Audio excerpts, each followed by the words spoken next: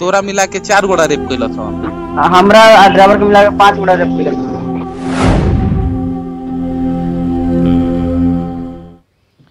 नमस्कार, मैं हूं आपके साथ सुमित झा।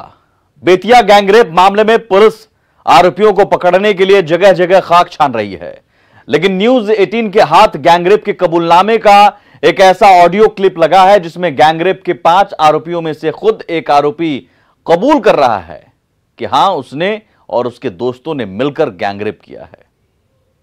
तोरा मिला के 4 गोड़ा रेप कैला सन। हमरा आ ड्राइवर के मिला के 5 गोड़ा रेप कैला।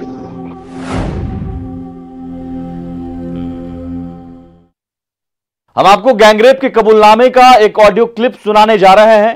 करीब 2.5 मिनट के इस टेलीफोनिक बातचीत को बड़े ध्यान से सुनिएगा। इसमें फोन पर एक तरफ आरोपी है तो दूसरी तरफ आरोपी का कथित मामा। आरोपी के मामा ने अपने भांजे से गैंगरेप का पूरा गुनाह कबूल कराया और आरोपी के 4 दोस्तों का नाम भी कहलवाया है। पूरी बातचीत सुनिए।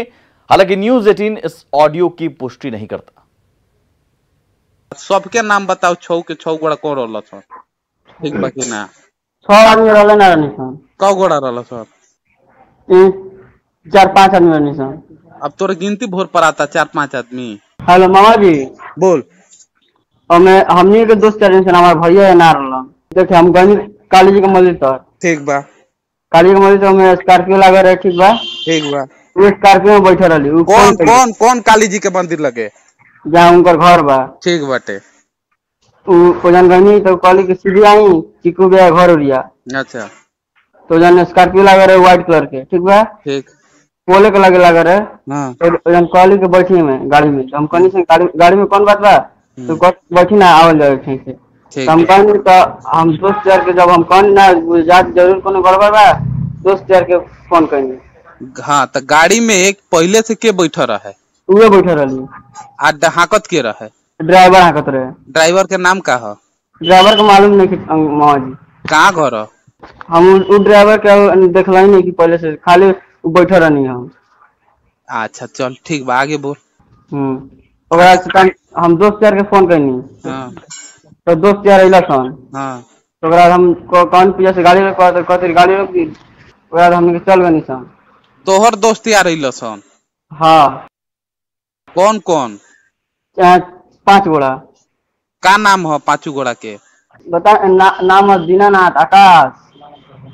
दीनानाथ आकाश। हाँ। कुंदन और राजकुमार। बस 4 गोड़ा रहनी सन। 4 गोड़ा। आए वो ड्राइवर है 5 आदमी। ड्राइवर के लेके 5 आदमी। चल तो ओकरा बात के का भई? ओकरा कुछ काम ना हो। ठीक बा। तो लगली एक गोड़ा के दोस्त के जे पकड़े। ठीक बा। अच्छा। तो गाड़ी दोस्त ना रोकले सन। ड्राइवर का नाम गाड़ी रोकबे ना करें। हां। ओकरा से ओइसे इसी कर देला सन दोस्तिया।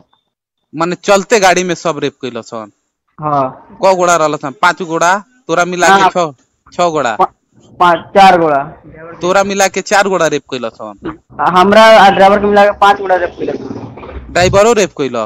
हां। अच्छा ठीक बाटे। मामा जी हमनी गलती कैले बानी सन। ठीक बा। हां। हमनी के जेल जाए ला तैयार बानी सन। माने हमार भैया में नहीं खन तो हम उहे चाहत नहीं हमार भैया हट जाए, नाम हट जाए हमार भैया के। सुना आपने? आरोपी ने अपने एक दोस्त का नाम लिया और बताया कि वो 5 लोग थे जिन्होंने मिलकर उस पीड़ित लड़की का गैंगरेप किया, चलती गाड़ी में। बातचीत का एक छोटा सा अंश आपको फिर से सुनाते हैं, जिसमें आरोपी यह कंफर्म कर रहा है कि गाड़ी के ड्राइवर समेत कुल 5 लोगों ने लड़की के साथ गैंगरेप किया। माने चलते गाड़ी में सब रेप कइला सन? हां। क गोड़ा रहल सन? 5 गोड़ा। तोरा मिला के 6 गोड़ा। 4 गोड़ा। तोरा मिला के 4 गोड़ा रेप कइला सन? हमरा आ ड्राइवर के मिला के 5 गोड़ा रेप कइला। ड्राइवरो रेप कइला? हां। अच्छा ठीक बाटे। मामा जी हमनी गलती कैले बानी सन। ठीक बा। हां। हमनी के जेल जाए ला तैयार बानी सन। माने हमार भैया में नहीं खन तो हम उहे चाहत नहीं हमार भैया हट जाए, नाम हट जाए हमार भैया के। और इस बीच बेतिया गैंगरेप मामले में मेडिकल बोर्ड का गठन कर पीड़ित का मेडिकल टेस्ट कराया गया है। पुलिस को मेडिकल रिपोर्ट का इंतजार है। पुलिस का कहना है कि वो मेडिकल रिपोर्ट आने के बाद ही आरोपियों के खिलाफ कार्रवाई करेगी। हालांकि घटना के बाद से इस कांड के सभी आरोपी फरार हैं। इस मामले में आरोपी 2 सगे भाई हैं, जिनमें से एक भाई शादीशुदा है और हाल ही में वो एक बच्चे का बाप भी बना है। आरोपियों के परिजन लड़की के आरोप के पीछे साजिश बता रहे हैं, जबकि पुलिस का कहना है कि वो इस मामले की जांच कर रहे हैं। जान पहचान वाला लड़का के फंसाए लेबे।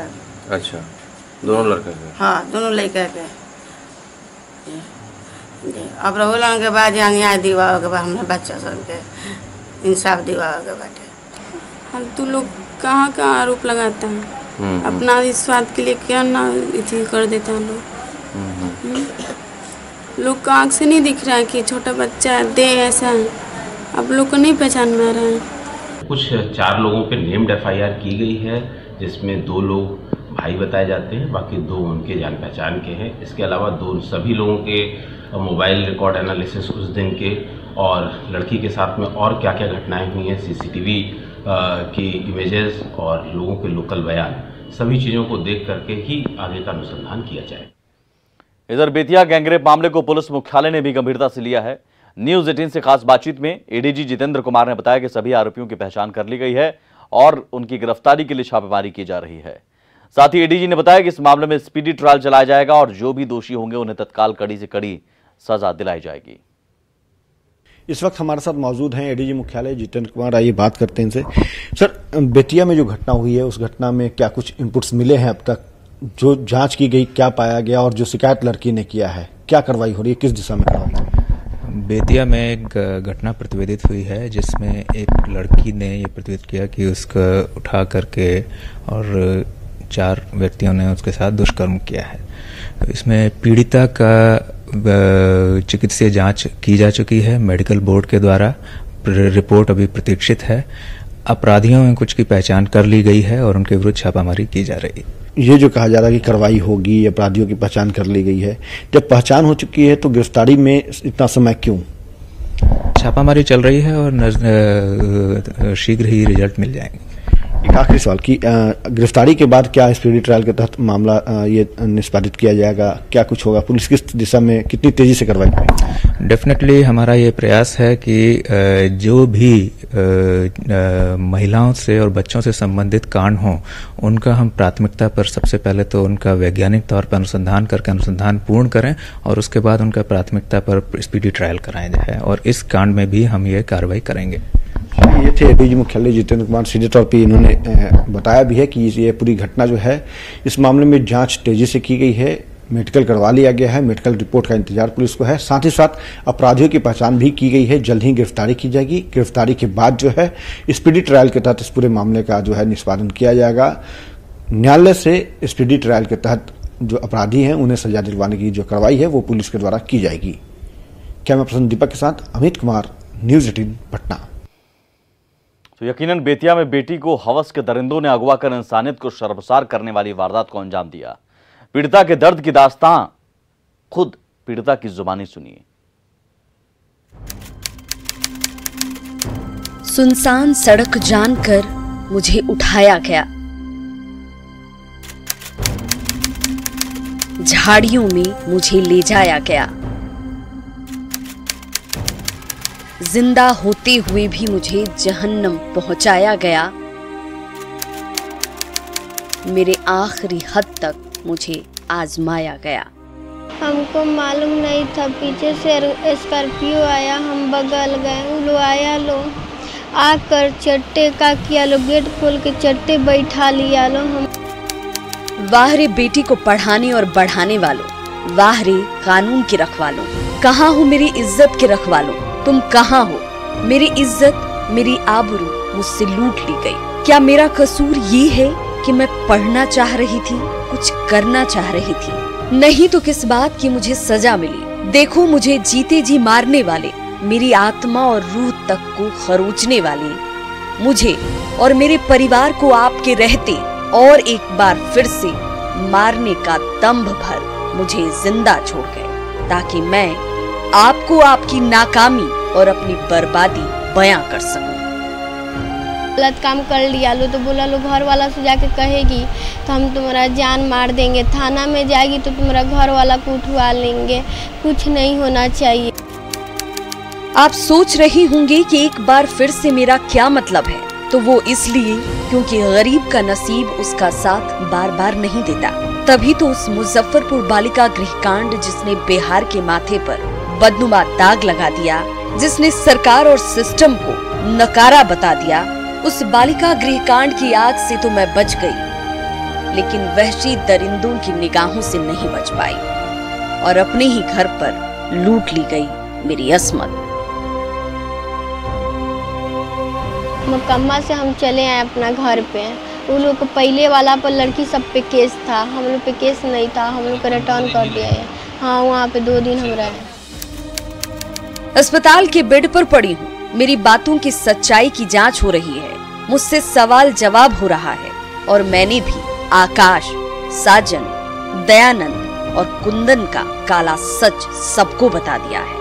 बस एक ही गुजारिश है साहब, बस एक ही मिन्नत है, इन सबको पकड़ लीजिए, सलाखों के पीछे कर दीजिए, ताकि आप पर और आपकी बातों पर बेटियों का भरोसा बना रहे। प्रफुल्ल, न्यूज़ 18 बेतिया। और वहीं बेतिया गैंगरेप मामले में सियासत भी शुरू हो गई है। आरजेडी ने बिहार सरकार की इच्छा शक्ति पर सवाल उठाया है। आरजेडी विधायक अजय यादव ने कहा कि हम एक विधायक से पहले महिला हैं। उन्होंने कहा कि दुष्कर्म करने वाले सीना तान कर घूमते हैं, कानून का कोई खौफ नहीं रह गया है। मैं सरकार से पूछना चाहती हूँ, क्या वो गैंगरेप को क्राइम समझती है या एक आम एक्टिविटी समझती है? महिला की इज्जत तो 2 कौड़ी की नहीं रह गई है। सबसे पहले तो फिजिकल टॉर्चर और रेप के बाद मेंटल टॉर्चर, और सबसे गंदी बात है कि जो रेप करते हैं वो स्कॉट फ्री घूमते रहते हैं। उन्हें न कानून का डर है, न सरकार का डर है। जब तक रेप को एक क्राइम की तरह ट्रीट नहीं किया जाएगा, पनिशमेंट नहीं दिया जाएगा, ये तो चलता ही रहेगा। इतना संवेदनशील मामला है, लेकिन सरकार संवेदनहीन है, कानून संवेदनहीन है, पुलिस का डर नहीं है। वहीं कांग्रेस ने भी नीतीश सरकार पर हमला बोला है। कांग्रेस नेता प्रेमचंद मिश्रा ने कहा कि अधिकारियों के ट्रांसफर, पोस्टिंग और समीक्षा बैठकों से लॉ एंड ऑर्डर सुधरने वाला नहीं है। बदमाशों को अब पुलिस का कोई खौफ नहीं है। उन्होंने कहा कि हैरानी की बात यह है कि सूबे के सीएम के पास ही गृह मंत्रालय का प्रभार भी है, उसके बावजूद कानून व्यवस्था की हालत खराब है। नीतीश जी लाख अधिकारियों के ट्रांसफर, पोस्टिंग कर लें, समीक्षा बैठक कर लें, वीडियो कॉन्फ्रेंसिंग कर लें, इनका कोई असर नहीं पड़ता है। अपराधियों का मनोबल इस कदर बढ़ा हुआ है और पुलिस इस कदर अपने दायित्वों से निष्क्रिय हो चुकी है कि बिहार में अपराध ऐसे ही बढ़ते रहेंगे। मैं समझता हूं नीतीश जी उस मैकेनिज्म को आज तक डेवलप नहीं कर पाए। 14 साल चीफ मिनिस्टर रहने के बावजूद और गृह मंत्री रहने के बावजूद कि कैसे बिहार में कानून व्यवस्था को ठीक किया जाए, यह उनकी विफलता मैं मानता हूँ। ये चीफ मिनिस्टर विफल हो गया है, इस राज्य का गृह मंत्री विफल हो गया है। ये दुखद स्थिति है। और हैरानी की बात यह है कि अभी तक कोई भी आरोपी पकड़ा नहीं गया है, सभी आरोपी फरार हैं। पुलिस हमेशा की तरह खाक छान रही है। प्रफुल्ल हमारे साथ जुड़े हुए हैं, बेतिया से हमारे सहयोगी। प्रफुल्ल, अब तो ऑडियो क्लिप भी सामने आ गया है जिसमें आरोपी कबूल कर रहा है कि 5 लोगों ने चलती गाड़ी में गैंगरेप किया। पुलिस कर क्या रही है?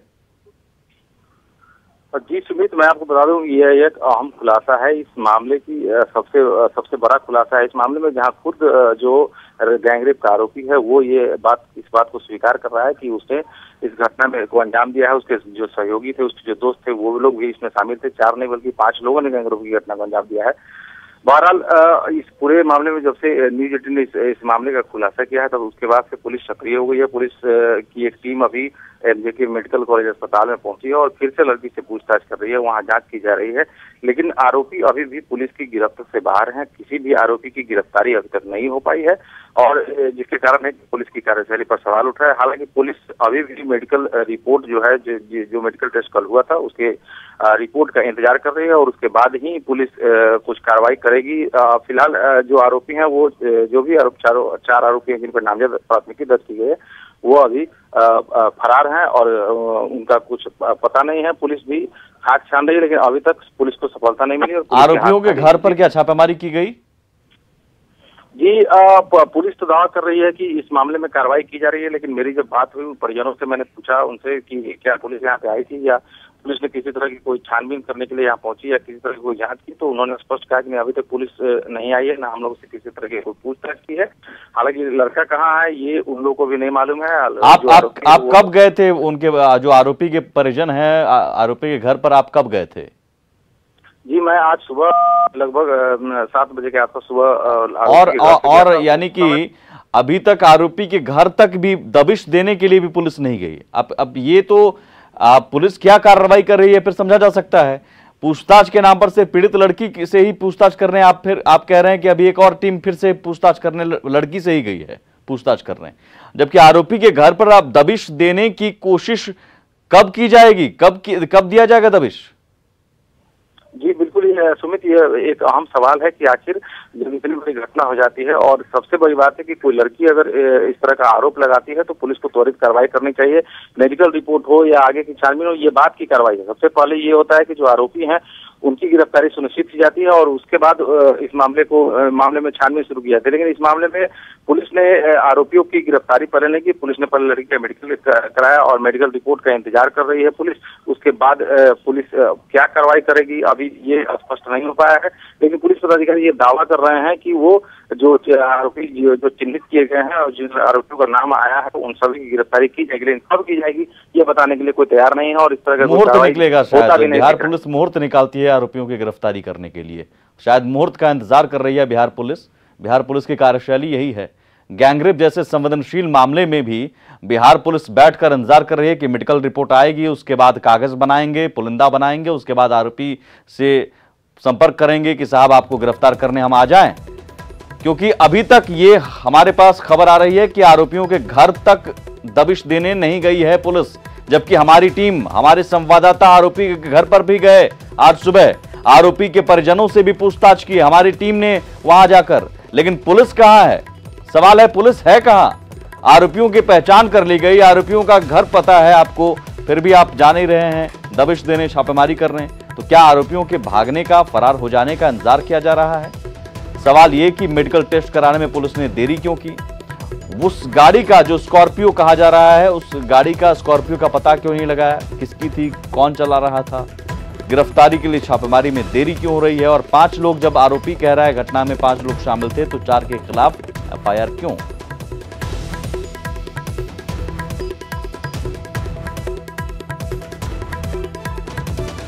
चार गोड़ा रेप कैला था हमरा ड्राइवर के मिला के 5 गोड़ा रेप कैला।